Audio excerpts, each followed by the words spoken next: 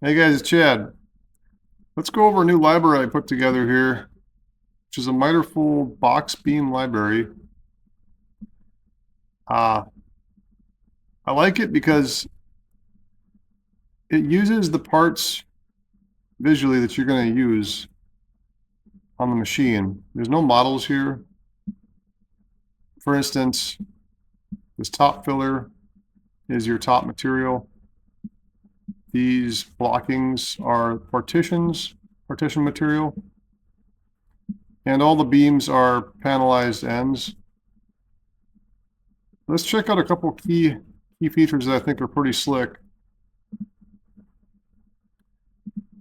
This is a product library and it's pretty involved. Um, so what you can do with this library is you can explode parts, which is really helpful to see what's going on, see how things lay out. You can explode the tops to get down there and look at stuff. Everything's parametric, stretches, shrinks. You can delete these, or not delete these, you can turn off these partitions in several ways. You can turn off the ends, you can turn off the middle, you can turn off the offsets. Maybe one key thing I want to get across right away is how you cut this. So with miter folds, the trick is there's visible parts and there's non-visible parts. So unless you're using SketchUp models, which there's no models in this library. So what we got here is these parts right here that you're seeing are not being cut unless you want to. You could cut these parts if you want to make it a panelized box and not a miter fold. You could just you know, lamello these sides together or just pin, nail, and glue. But the reality is there's hidden parts inside this. Just take a look at it here.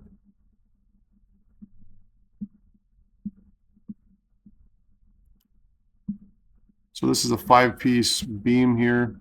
And if you go to the parts, it gets a little bit, yeah, it's a lot of parts there. So every one of these will have a hide column. And what that basically means is just lets you know that those are the ones that we can turn off and not take to the machine. We don't have to cut those. We don't have to run those in our pricings. Optimize. Really, you come down to the ones here that say box beam. So right here, box beam 5, quantity 5, real miter fold beam. And if we look at this, if you go to the shape, I mean, here we have our actual part that's getting cut out. So that's that. If we go to our hide pieces here, here's one of our bottoms, our first bottom, our left and right. These pieces, what we can do is they're there to represent the miter fold. So before we could cut these, we could just press hide visual only parts. Yes. And that's going to hide all of our parts that we don't need to cut. So if we go back into this product now, go to our parts, you can see the quantities turned off on all of these hide parts. So the bottoms, lefts, rights, we still have our box beam. So what's nice about that is we can run that to the optimizer now, and we don't have no extra, steps. I mean, what you can do is this: you can, leave this on, run it to the optimizer, the cut list, and then you can just go to your parts column and just select all of the parts and delete the hide parts before you optimize it. The other option is you can just delete your miter fold box and just cut these individual panels and assemble it, piece by piece. But really the way this is designed is, I've done some trim carpentry installing these quite a bit before I did cabinetry. And whether it's a full solid wood box beam or a faux beam, what we always like to do, let me close this up here, just to get an easier look at this. What we always like to do as, carpenters, if you had a wall-to-wall beam, we would typically oversize the beam by a 1/2 inch and then cut the drywall. So I'll show you how that works in this library. You can just turn on, go on to the miscellaneous random parameter here, and just go to wall template, yes. Let's say 1 for yes. And if we go back, oops, get back in here, it'll bring up one pattern. So it'll use the partition material and give us a pattern here. And let's go into the actual part here, so you can see with better detail that you got your center line there. This is a 5mm hole it's drilling. But what you would do is you'd take that pattern, and right now this is oversizing it by a 1/2 inch, and just mark out your beam layouts. And you can cut your drywall with your oscillating tool or whatever, and you can tuck the beam in a 1/2 inch one way. It might bump a stud, slide it back the other way, and you got a 1/4 inch overlay. Then you call up the drywall guy, the taper mudder, tell him to get some hot mud out there and quick set, fill that little void, and that beam will look like it grew right out of the wall then. So for now, let's turn this back off. Again, we don't want to look at that, so let's leave this off, 0. So let's look at a few features here. We can turn on a scribe wall, let's just say 3 inches. You can see one side's going to get a scribe. You have your scribe top for the ceiling, scribe top depth for the dado. Manifold explode the tops. Hide the parts for cutting. Here's your blocking dado scribes. So you have your bottom depth, side depth's at a 1/4 inch, top depth is at 0. So what we can do is we can actually dado the top in as well. Right now it's not. So I'll just punch that in so you can see it show up here. Let's do a 1/2 inch, should be way too much, but so you can see how this dropped down. And what that does is it increases the top thickness too. So let's just look at it again here. We'll go back to our 0. Now you can see how that top panel is wider. Of course, all of these parts can be, manipulated, length, width, height. A lot of these will be turned off for stretching, just to place the cabinet. But you can see if I widen this up here, those all widen up. We can just close this up here. Make the height bigger. You may be wondering what this little notch is for. Well, that's for a couple reasons. It's for weight savings, and it's for orientation, so that's always the top side that receives the cutout.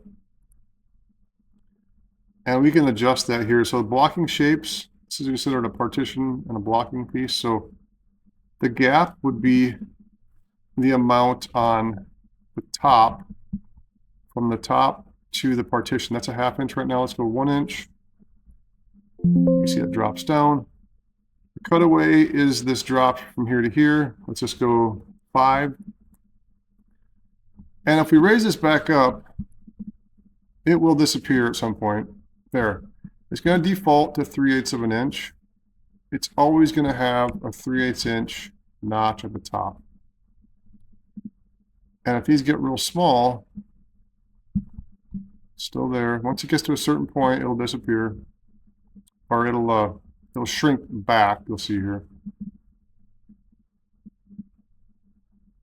After a certain point, that's gonna disappear. So, well, I can hardly make it happen, but you get the idea there. So the next one down the list here would be partition rib thicken. That's basically how much wider you want to make this. So if we go back to 0, it's going to default to our partition thickness. So it's going to default to, right now it's about 3/4. So, and that's for splicing, which we'll get into later. So let's keep that at 1 right now. And again, once it reaches a certain point, it'll default back to the original. So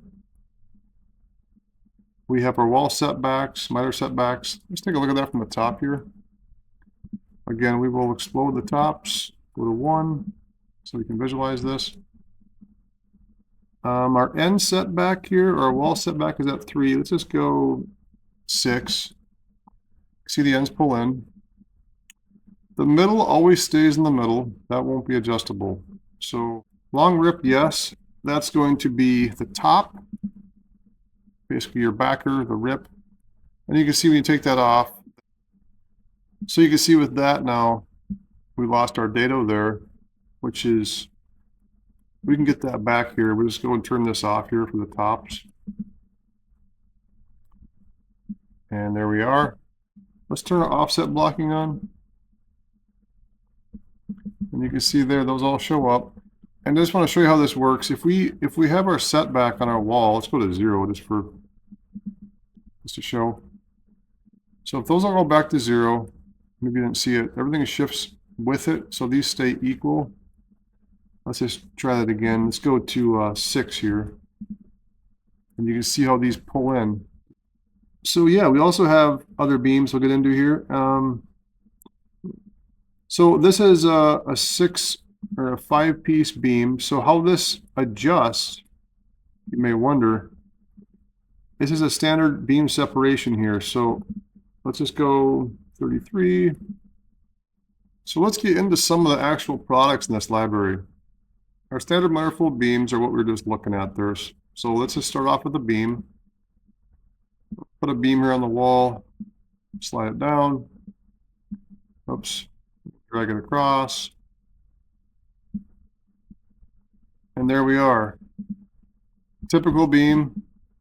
Works perfect for anything that would be, you know, less than your material limitations. So this is about a 10-foot beam there. So 3-piece beam. We can do a 6-piece. Let's do these here. So here's the left and right. Let's show you how this works. Let's do a left. Let's do a 6. So this is going to lay out to the left. So it'll be a little crazy, but it's going to lay the beams out to the left side. So this gives us a reference point from the right side. We can just punch in, we want to be at 24, we'll say. And then we can just set our parameter to our layout there. So it's a real quick, easy way of getting a whole bunch of beams in there, all laid out, and that's one product right there. Here's the finished end beams, finished end front. We can stretch that if we need to, but let's just take a look at it. It's going to go up and the grain's going to come around. We can explode that if we'd like. We can do the full front and back beam right there, same thing. This is more of like a soffit maybe. Let's get into the scarf joints and the combo beams here. Standard combo beam.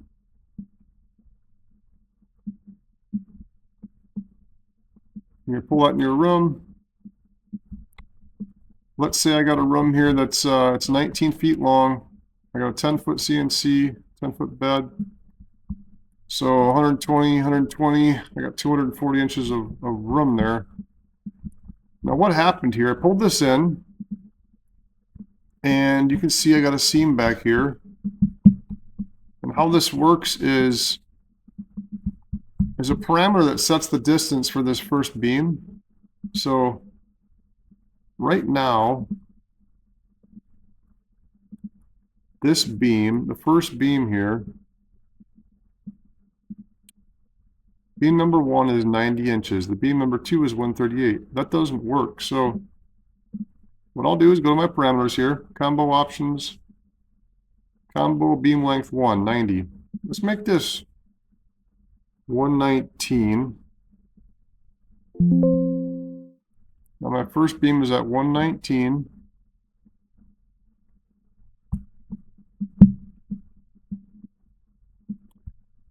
And we can adjust these things later. And the second beam, because I've already went through this, should work.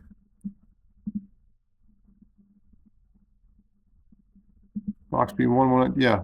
Box beam 2, 109. So yeah, that works with my machine. So that's pretty slick. Combo beams, you have other parameters for this. So we can turn off or turn on, you know, mid ends. I can turn off the mid. I just had to throw a scarf joint beam in here. So here we got the scarf joint, same thing. Let's pull this out, go down to the wall. This is pretty sick here, I think. I've tested this, it works great. How it works is the bottom butts in square and the sides fold down. Let's just open this up and look at it. Explode this part.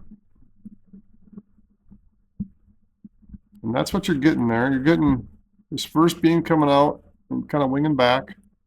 Second beam will wing forward. And it's got some pretty unique features that make that work. So maybe we'll take a peek out of here.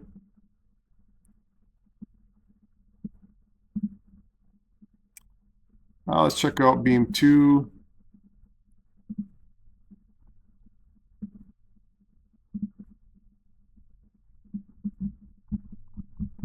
So what we did here is we got our shapes that are parametric to the scarf setback or the seam setback. So these will adjust. The operations, I have an extra tool path here. You get your standard tool path there that has the miter fold skin. Then we have another tool path that comes and will cut back into that. That is cutting the panelized end thickness. So it'll clean that up a little bit. And it's going to run past enough so it cuts. You gotta imagine that 90-degree cutter coming to here. Well, it wouldn't cut this remainder, so we have to come past a little bit.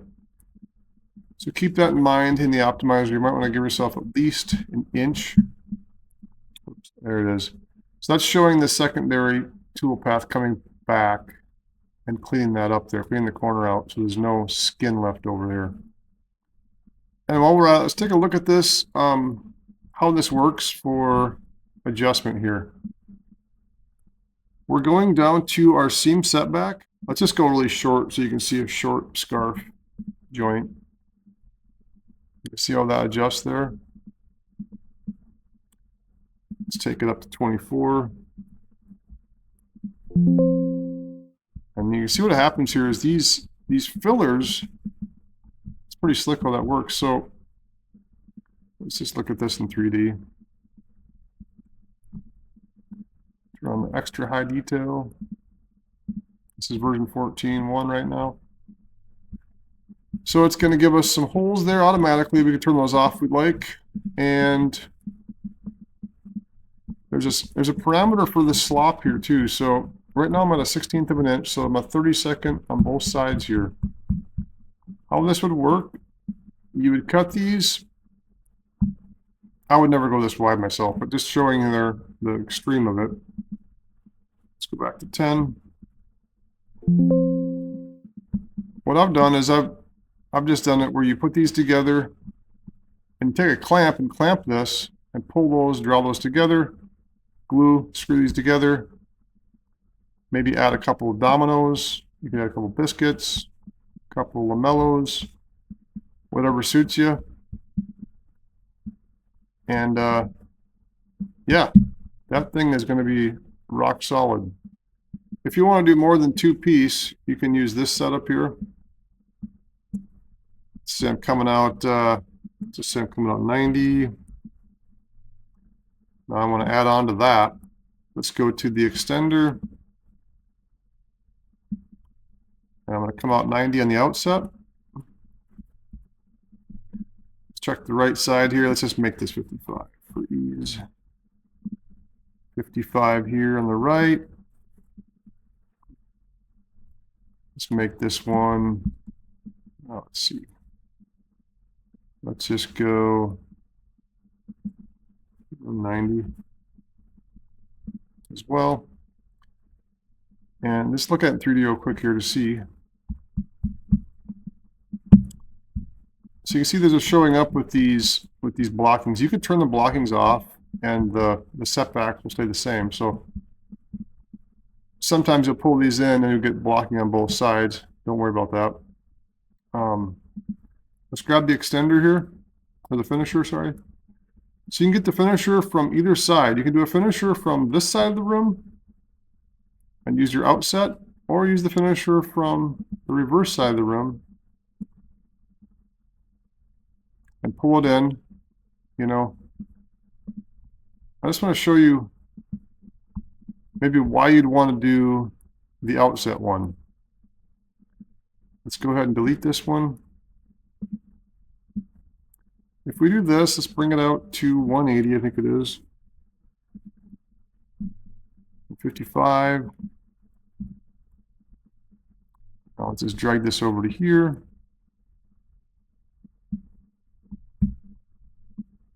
Yeah, let's just zoom in here. There's a 3-piece kit there ready to go. So you can cut this all, fold this up, bring it out to the job site in 3 pieces and assemble it on site if you'd like. What's cool about this is you could take this whole unit now and save it, or just copy it,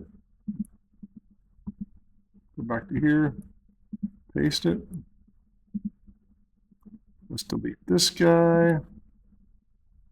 The other thing we could do is we could actually take the whole thing again and go to our favorites. Add the favorites now. If you add the third one from this wall, you can't add it to favorites that way. So just keep that in mind. So now let's go to our horizontal beams. You can do a horizontal beam here. What that's doing is it's actually placing it off this wall. So if I go to this wall and look at it, you'll see there it is. And we'll show you the 5 or 6 one here. Let's go to the 5. Pull this in. Pull that to there. Pull this to there. Right now this is using offset here. So I have a 12-inch offset. Let's go to 36. Let's take a look at these complete miter fold beams. Here's a 4-piece, which is of course pretty sick looking. It's front and back, left and right. And if you take a look at it here, you can see this is lapping by. I'll make a point that nothing in this library requires a flip operation. So these were designed, these 45 joints were designed to kind of lap past. So what that's referred to in this is it's referred to as a tab. So if you look at this as tab miter, so let's just go to our job parameters here. I will open up my tab beams, explode this, and you can see how these explode separately. So we can explode the sides separate from the tops, or the sides separate from the front and back. Let's go inside and look at it here. For almost an easier visual, you can look at just a standard. Let's just go to individual tab here. Kind of an a la carte. So you can see how this is machined here. going this way and 45ing. And there'll always be an 1 millimeter notch here, because being this is a shape adjust, I can't go to 0. So this gets notched in depending on the top. The top is getting notched in. So let's take a look at a 90-degree two-piece here.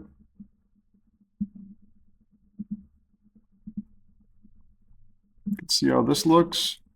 Again, we can fold or unfold however we want to do this.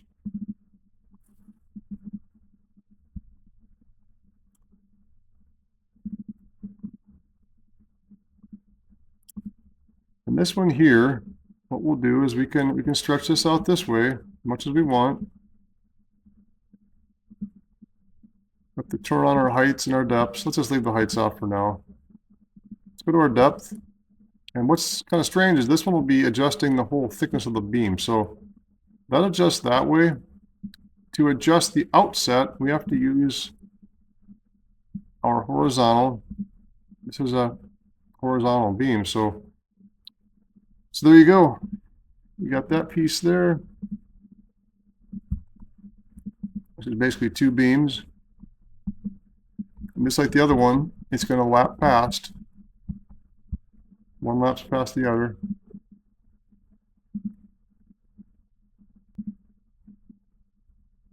Here's a three-piece. Same thing, adjust the depths, all that. Works the same. Let's go down to the L series. This is the perimeter miter folds I've created. So this will work great on the walls. Let's do a right starter here.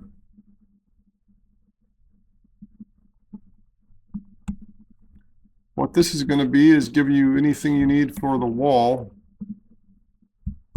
kind of like a soffit or bulkhead. Or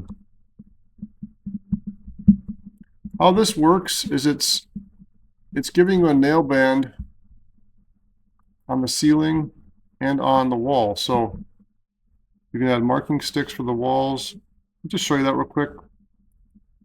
Let's add a top marking stick here. Kind of a unique feature. What that's doing is it's setting up a layout for where I would nail this on the ceiling. So if you want to do something on the wall for like a faux beam, you can do 45 L perimeter pieces here. Let's bring this in, show you.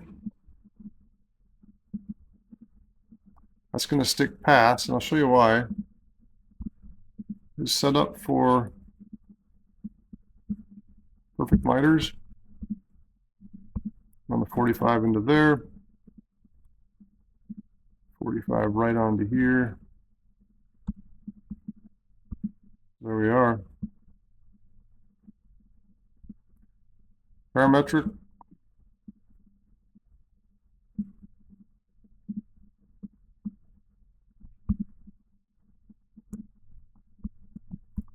Freeze board.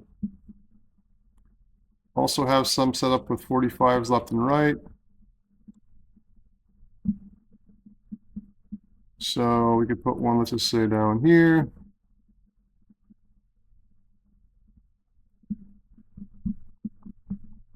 You can see it's running past there. There we are. Again, these have the scribe as well. So, and another thing you can do is either set up with either non-banded or banded. So you can use either one. And then we'll do a 45 double. Hold down to the end here. See how that looks. Use your red box, the red line, to reference this red line right there. It's a little confusing now. Let's just show you this. The scribe it's actually coming right down that corner. So that scribe that's perfect there. This one I got to adjust a little bit, you can see. So there it is. Let's hit the corner just right. Pull this one back. And there it is. So that's how that works. You get all sorts of options here.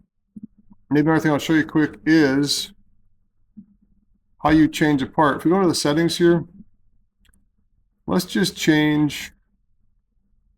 So what this is all coming in as is the panelized end for the miter folds.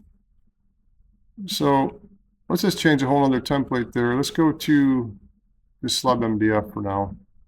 And you can see everything's changing on the miter fold there. Let's go to Rift White Oak. And then we got that. Now let's go to our cabinet and change a few things here. We can change our top part. Let's make this 1-inch MDF. See how that increased that piece there? Let's go to our partition. Let's make this 1/2-inch ply, birch ply.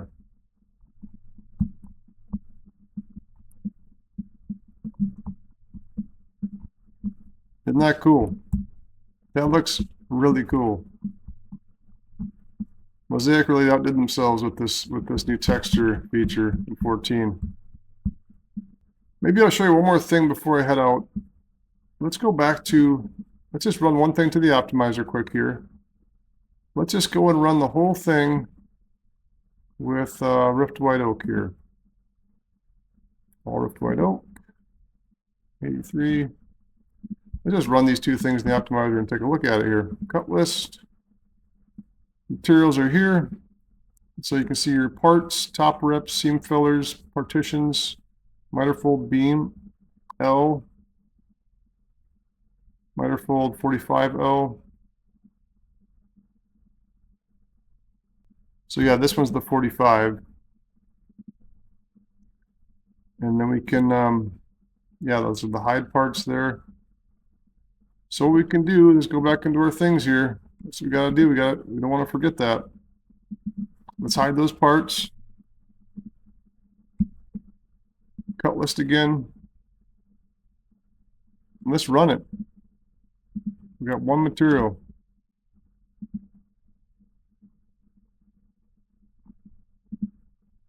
There's our parts.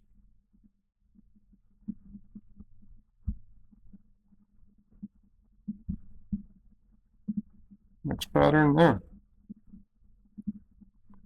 Generate G code.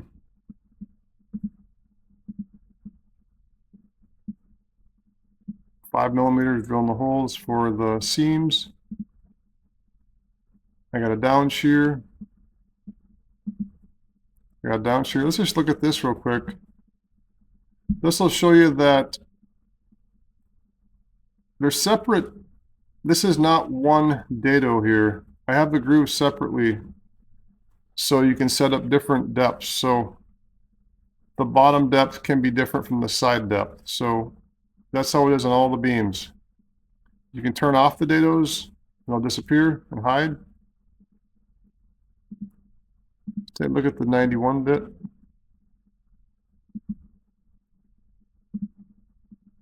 Then we have our cutout. Well, I know this has been a long video, guys, but just reach out with any questions. I'm excited about this, and I hope you guys will find some use for it. Thank you very much.